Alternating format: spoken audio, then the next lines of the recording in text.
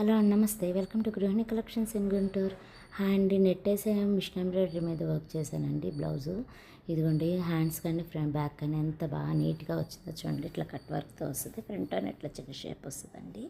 ఇది ముందు నెట్ పెట్టేసుకొని తర్వాత బ్లౌజ్ పీస్ పెట్టేసుకోవాలండి. ఇంకా దానికి క్యాన్వాస్ అక్కర్లేదండి. ఇదిగోండి, తర్వాత నెట్ మనం అవుట్లైన్ వేసేసుకొని పైన క్లాత్ కింద నెట్ ఉంటుంది కదండి, పైన క్లాత్ నెమ్మదిగా కొంచెం ఇట్లా కట్ చేసేసాక నెమ్మదిగా వన్ సైడ్ పట్టుకొని దాన్ని నెమ్మదిగా కట్ చేసుకుంటే కింద నెట్ కట్ అవ్వదండి. లేదంటే నెట్ కట్ అయిపోతుంది. నెట్ కట్ అయితే యూజ్ ఉండదండి.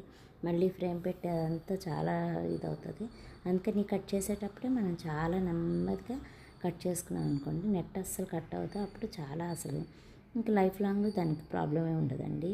ఇది మిషన్ ఎంబ్రాయిడరీలో నెట్వర్క్ అయితే ఇంకా అసలు చాలా బెనిఫిట్ కూడా ఉందండి. ఎందుకంటే దీనికి సైడ్ అంతా కూడా నెట్ ఉంటుంది కదండి, దానివల్ల ఇంకా నీట్గా వచ్చేస్తుంది ఫినిషింగ్. ఇదిగోండి ఇలాగా.